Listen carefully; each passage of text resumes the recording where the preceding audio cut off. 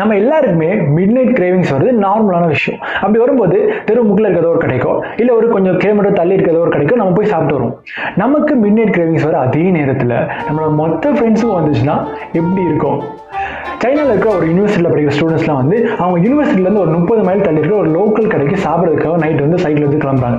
இந்த night right ரொம்பவே நல்லா இருக்குன்னு சொல்லி ஒரு போஸ்டர் ரெடி பண்ணி போஸ்ட் வந்து போடுறாங்க.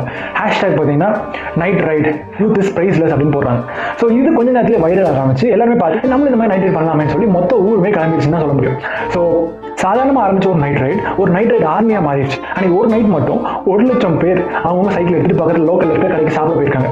ஸோ இதை என்கரேஜ் பண்ணுற விதமாக வந்து அன்றைக்கி ஒரு நைட் மட்டும் லோக்கல் இருக்கிற அந்த பைக் அண்ட் கார் ரெண்டு கொடுப்பாங்களா அவங்கள வந்து கதவை எடுத்துகிட்டு கிளம்பிட்டாங்க. ஸோ இது ஏன் இவ்வளோ வைரல் ஆச்சு, இவ்வளோ ட்ரெண்டிங், இவ்வளோ முக்கியம் அப்படின்னா வந்து ஒரு பிஸியான ஒர்க் ஸ்கெடியூலில் மைண்ட் ரிலாக்ஸேஷனுக்கு இந்த மாதிரியான விஷயங்கள் ரொம்பவே ஹெல்ப்ஃபுல்லாக இருக்குன்னு சொல்லி இதை எக்ஸ்பீரியன்ஸ் பண்ணாமல் சொல்கிறாங்க. ஸோ இந்த நைட் ரைட் ஆர்மியை பற்றி நீங்கள் என்ன நினைக்கிறீங்க?